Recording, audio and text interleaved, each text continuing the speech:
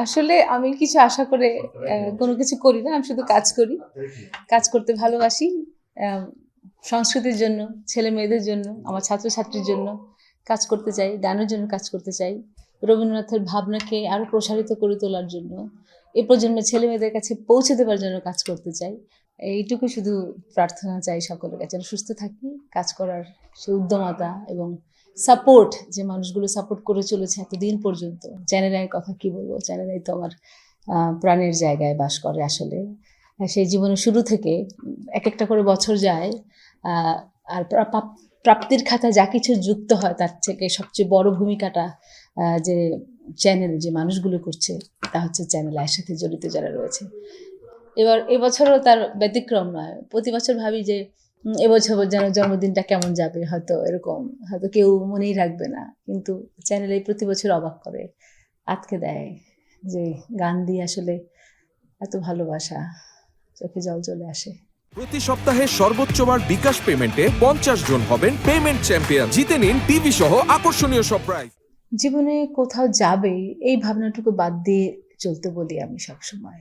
যদি চলার পথের গতি কখনো থেমে যেতে চায়, যদি পথ বন্ধ হয়ে যেতে চায়, তৎক্ষণাৎ পথটা পরিবর্তন করে আরেকটি পথে হাঁটতে হবে।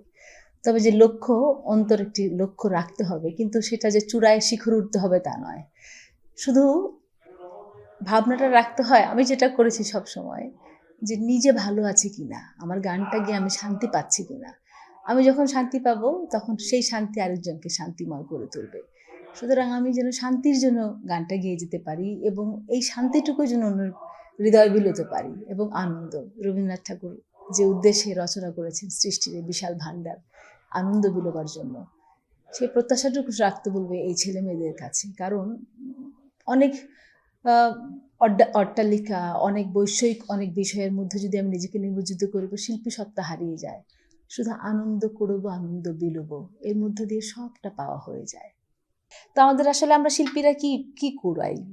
দুঃখের মধ্যেও কিন্তু আনন্দের ব্যাপার রয়েছে। নিজেকে পরিত্রাণের পথগুলো বলে আমাদের এই গান, সংস্কৃতি, আমাদের যা কিছু। এই যে আজকে বৃষ্টি মুখর, আমরা যারা গানের মধ্যে বাঁচি, এর মধ্য দিয়েও কিন্তু জীবনের ছন্দ খুঁজে বেড়াই।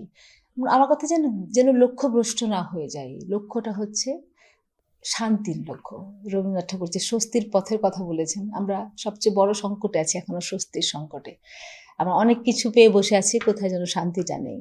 সেই শান্তির সন্ধানটা করতে বলি। সেটা পাওয়া হয়ে গেলে কিছু একটু কম পেলেও তাতে কিছু লস হয় না, বরং অনেকটা পরিপূর্ণ হয়ে যায়। আশেপাশের সকলকে যখন শান্তিময় করে তোলার ক্ষমতাটুকু, বীজ মন্ত্রটুকু যখন আয়ত্ত করে ফেলতে পারি আমরা।